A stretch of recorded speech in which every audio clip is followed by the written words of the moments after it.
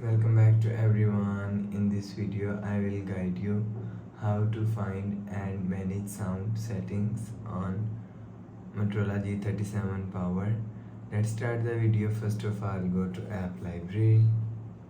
Here click on settings app. Now in setting, scroll down and click on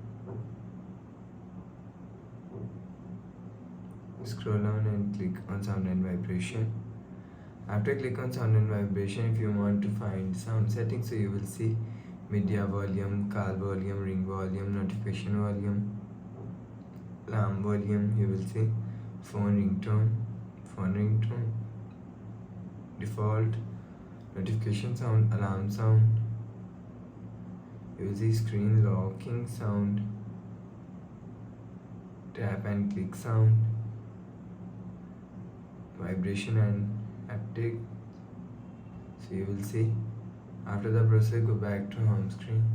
Please subscribe for more new latest videos. Thanks for watching.